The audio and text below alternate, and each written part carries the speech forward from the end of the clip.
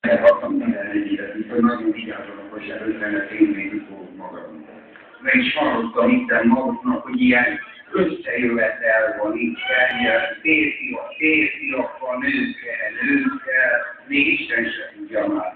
Hát én kiválasztottam magamnak egy nő, mert mégis meg ilyen kicsolói vagyok. Még ha rendben van a feladó biztos, hogy újjuk sincsoltam. Meg is kiválasztottam mindent a hölgyet, és szeretném megmondani maguknak, amit nem kérdezni. Mondja meg nekem, hol dolgozik. Hát a borsújtó. Hát a borsújtó szépen, hogy még milyen ruhája, milyen szoknyája van. Jaj, Istenem, de milyen tügyövője van, de hogy most fogok lenni. De hát nem tudom, mit tudjak csinálni. De még itt van egy kolléganő, Elena Úrjának hívják. Mit szólnak hozzá? Azt mondták, hogy nem szabad elhagyni a kuparesszedőt, csak elhoztam maguknak. Na hát, Isten, olyan szép gyönyörű nő, de ha mellettem lenne 2 hónapig, biztos olyan sovány lenne, hogy mostok ennek a buzgosságba küzdénél. Nem tudom, tessék.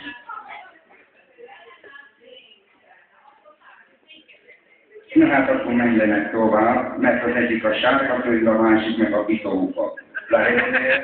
Maradok ezzel a kis sórónővel tovább. Na már, hogy én a börtönben voltam,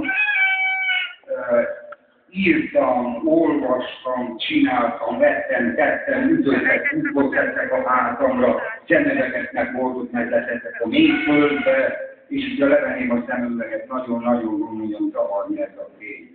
És akarnám mondani, hogy csináltam egy gyönyörűség számot, könnyű, nehéz, lassú, mindenféle. A neve majd Laci besegítésével, ha lehetne, hogy elénekeljük maguknak. Mi van én, mi